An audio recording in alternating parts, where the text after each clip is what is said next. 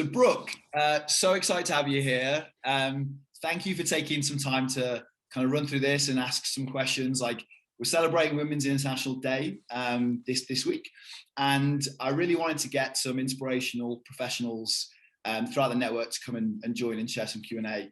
A mutual connection I just found out that we've got a lot more mutual connections than what we realized. The world is small. It really, and cybersecurity even more so.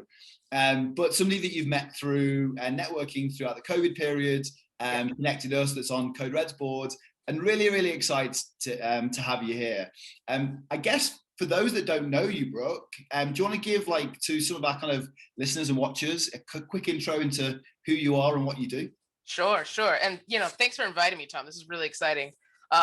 And it's exciting that it's the start of spring. I think we're all feeling hopeful that things are on the right track in light of the pandemic that we're going through now. But my name is Brooke Pearson. For those of you who don't know me, I am a program manager within the Chrome Trust and Safety team at Google. Before this, I've also worked with Uber on their InfoSec team and Facebook for the InfoSec team as well. But that's not actually my background. So I have a background that's in completely non-technical fields. So I have a bachelor's degree in communications and a graduate degree in international relations and public policy. And that's what I did in my whole career before I came to tech. I worked for the State Department for many years, running a program called the Fulbright program, and was really excited to be involved in diplomacy, traditionally speaking. But I met somebody really randomly. I was on a layover on the way to Uzbekistan in Doha, and I met another Black female. Okay. She was sitting at a table right next to me. Yeah. And, there were not a lot of women that were there who were uncovered, certainly not foreign, and mostly it was men. And so they sat us right next to one another, and we decided that we might as well just have dinner together, because two Black women having dinner alone in Doha doesn't make sense if you could do it together. It's a great start to a story, though. It is. It was a great conversation that we had. Yeah. She was the public policy director at Facebook, and Facebook was at that time trying to figure out how to bring internet to parts of the world that weren't yet connected. This was back in 2014.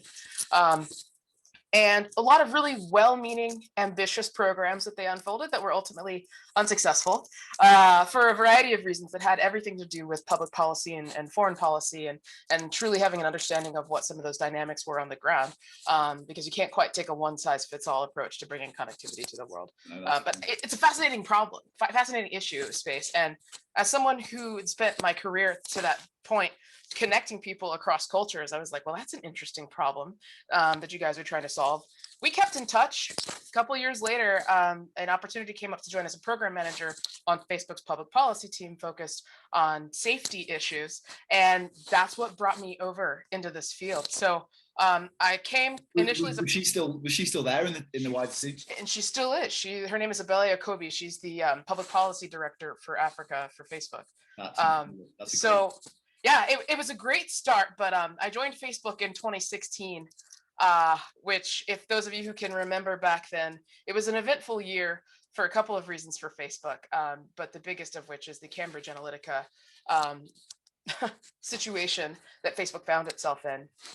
And that's when I really saw an opportunity, because Cambridge Analytica was both a geopolitical issue at the same time that it was a cybersecurity issue, and I didn't know much about cybersecurity, but I did have the background in public policy and program management. So I kind of raised my hand and said, hey, can I help out?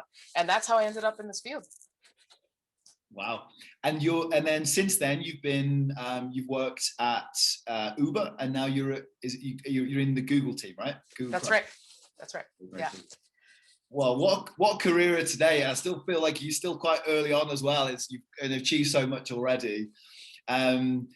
Cambridge Analytica, as you mentioned, probably I might answer my question a little bit here, but I guess throughout that journey, for everyone from the outside looking in, incredible career, and to get to the point where you're at now. And like I said, really pleased to have you on this to share that journey. But it's not always kind of as easy and straightforward. So I guess throughout that journey, have you kind of faced challenge? And if so, how have you overcome that? Yeah. No, it's a good question, Tom. There were a lot of challenges, actually. The biggest, well, there were two. So I was moving from one organizational culture, which was federal government, to private sector and specifically, tech. And it really was a very different organizational culture. A lot of the competencies that I developed, though, in my former experience with communications and foreign policy were immediately transferable. So when they asked me, hey, are you comfortable briefing executives in a really concise way about the issues with this product? I was like, well, I need to learn a little bit about the product, but I'm briefing ambassadors every day. I'm very used to doing that. And I'm not, scared about doing that. And I also am used to talking to people from different cultures. And, Silicon Valley is pretty diverse. The last time I checked, there's a lot of people who work in this field who didn't grow up in the same way that some of us did. So my skill set was pretty transferable, but the hardest part was learning to talk about my skill set in a way that it was easily understood by the people who I wanted to offer me a job as a competency that I did have. So for instance, my last title at the State Department was Senior Program Officer. Program officers is a title that's usually associated with like international affairs and development or grant making institutions, something like that. But truthfully, if you were to compare the job description of a program officer and a program manager, they're pretty similar. And so it was really just a matter of translating my experience into the language of tech so that people understood the skills that I was bringing to the table. Awesome. And there's a whole different discussion, and I know that we're going to try and connect another time to talk about how those transferable skills kind of resonate and kind of pathway into a career in cybersecurity. Question I've been asking throughout the week is, what advice would you give to your younger self, knowing what you know now throughout your career? Oh boy, hindsight is 2020. Do we have enough time? Right? 2020 is coming is what I would have told myself. No. Yeah. When I look back at my younger self, I think something that I assumed when I was in college is that whatever I majored in, that was going to constrain my career to an extent. And so at first I was really nervous about picking a career because I never found myself drawn to one specific sector. But I knew that I liked connecting people and that I liked protecting people. Those were the two themes that kind of drove me. But for a long time, I kept kind of wedging myself into job descriptions that fit my communications background and my foreign policy background, even if the job itself wasn't actually a good fit, or if I didn't get a good feel from the team. And so if I could go back and tell myself something, it would be this: no matter what you pick to major in, make sure that you get really good internship experiences and make sure that you prioritize networking even at the undergraduate and graduate level, not just showing up at happy hours and handing out business cards, but actually developing relationships with people, asking really good questions, doing informational interviews, because that inevitably is how I really charted my path in my career forward, was through developing relationships and through not being afraid to talk about myself and to when you're raised in a religious environment, sometimes you're taught to be really humble. Women especially were taught to be humble, and yet we sometimes need to get comfortable with talking about how awesome we are, and doing so really confidently. So that's another thing I would go back and tell myself. Thank you for that. And that plays quite nicely into this discussion throughout the week, is recognizing and celebrating some incredible kind of careers and journeys. So yeah, you should be very proud of yourself, especially what you've achieved already. And I didn't know that about your major as well. That's really interesting. I'm excited for you to see some of the other interviews. A lot of these come from like arts background and the kind of the weird and most wonderful degrees that have kind of shaped their career rather than it just being computer science. So yeah. I think it's been definitely a golden trend throughout the week. Absolutely. And I think we're going to need that. I mean, there's so many job opportunities that are available now and on the horizon as this field continues to grow. We're going to need people who approach this from a variety of different fields, and having here's something I'll tell you. When I first started working, I kind of undersold myself. I was like, well, I don't have a degree in engineering and I've never really studied computer science or information security formally. So I don't know that my opinion means much. And I don't always do that type of caveat before saying my opinion, which it turns out I didn't need to do any of that, because what I was really good at, and sometimes better than my colleagues who are more technical, is explaining the problem and making it really easy to understand. That is something that executives really need. You can have the most talented engineers in the world building the most incredible products and technologies and features, but if they can't describe it, then that's a problem. And similarly, from a security standpoint, if you have people who you want to undertake secure behaviors, but they don't understand why, and the UX is no good to them, they're going to ignore it because people are busy, and taking steps to protect yourself is kind of not the most fun thing to do.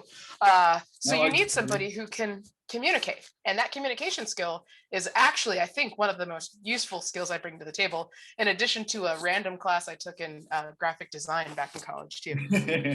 I agree with that one. There's somebody in my network from the UK, I think very much of her, we still keep in touch now. She forced her way, without having a degree, into project management. And for one of the largest banks in the UK in the last couple of years, has ran their GDPR program. And that's huge. And she's a rock star, and I have a lot of time for her. One of the things she said is, and what she hires for now, is just the ability to communicate. Yeah. And kind of her core tip to anyone is, don't be afraid to ask the stupid questions, because somebody else will be in the same meeting, a piece of jargon will be used, so true, and people won't understand, and I'll take it away, and then it'll kind of fall down. And she's great, but that's one thing she said is communication, and never be afraid to ask the stupid questions. Totally. Which is good bit of advice. You touched upon it earlier with kind of like how you've kind of grown in your career with like networking, and how that's kind of, you do that if you had the opportunity to go back and start again, that would be a big part of kind of, or continuation. Yeah. What outside of work has helped you kind of professionally or personally in that kind of professional journey? Okay. Truthfully, there's several things. One of them, so I've spent most of my career between Washington, D.C. and the San Francisco Bay Area. Given my background, that's probably not much of a surprise. Yeah, I agree. One of the things that helped me outside of work is making sure that I form professional networks outside of work. It's really easy if you're in a job that's all encompassing to spend all of your time with your coworkers, especially in security settings. Like, we're in the trenches, we're triaging incidents. And so after work, we're just going to go grab a drink with the same people that we work with every day. Yeah. But something that's been really formative for me is actually connecting with other people who have backgrounds like mine, concertedly. So for instance, there's this really cool group that we have here in the Bay Area called the Security Culture Council, that was started by a security awareness officer who was at Autodesk, and she's since moved around. But she created this Slack community, started inviting people, and last year, before the pandemic took us all home to shelter in place, I hosted a happy hour for everyone, because I was like, hey, we're communicating on Slack a lot, but like, I want to meet you people. Let's do this. Let's do this. And so many of us drew strength from having really similar stories about our non-traditional backgrounds. We're all tackling some of the same issues, and our companies are not in competition with one another. Yeah. Why should we be reinventing the wheel? So that became something that I was able to take back into my job and say, hey, not only do I think this is the right way to go, but I checked with the other officers at companies A, B, C, and D, and they are having the same problem, and this solution worked for them too. So having that proof point that I could bring to my meeting that strengthened my recommendations was really helpful. So you can draw strength from others that are within your field, if you can do so in a way that's concerted and genuine, that will make you a better professional. Well, it's really nice that it started as just genuinely as a networking opportunity, and actually has then helped you professionally in sharing ideas from other businesses that are going through the same challenges. Absolutely. For the listeners, I'll put that link to that group in the comments, if that's okay, because I think that'd be really helpful to a lot of people. Yeah, absolutely. And we talked before this call, but like, I can't wait for the day for us to get back to real life in-person events, and like, kind of, it might take a bit of time. We talked about happy hour and not doing hugs and stuff, and doing the virtual kind of hellos and kind of keeping everyone a distance. But that'll be a nice day when we can start returning to kind of conferences and meetups. Yeah. And something I'll say for any of your listeners who are, early in their professional journey, when I went to conferences in college, they were these sort of like boring, dry things where, you listened to a lecture, you took some notes, you had some cold coffee and biscuits, and then, went back into another big giant conference room. But within the security industry, conferences really are the meat and the bread and the butter of how we connect.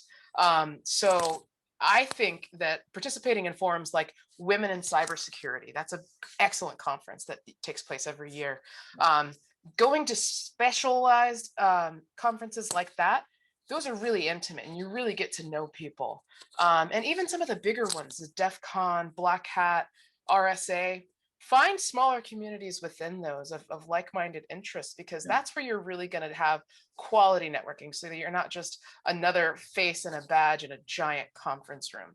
But that's the part that I miss, are those personal connections between sessions. Yeah, and also I know you. I saw that thing, can we talk? We said, I'm sure at some point we probably would have had that I know you moment if we were at B-Sides or one of the big conferences. Exactly. Good stuff. Well, last question, and again, I've been asking this throughout the week just to get kind of an insight into other people's minds. For all the people out there and with some of the networking groups, and obviously within your company now, you're an inspiration to people coming through the ranks on their journey. But who inspires you, Brooke?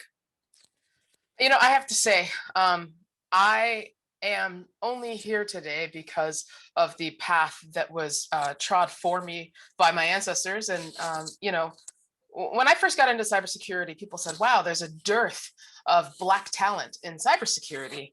And that boggled my mind for one really simple reason. I'd grown up in Washington, D.C., and my mom was the information security officer for the Department of Veterans Affairs. And about half of her colleagues were people of color. And so all of the InfoSec people that I'd ever met were super diverse. And it confused me that people thought we had a diversity issue. I'm like, well, I know where to find some. There's a ton in DC. Yeah. There's a ton in Chicago, a lot in LA, a lot in the San Francisco Bay Area. I'm like, where are you looking that you're not finding people? And that's because here's the example that my mom set for me. So she had only a high school degree when she first started working for the federal government.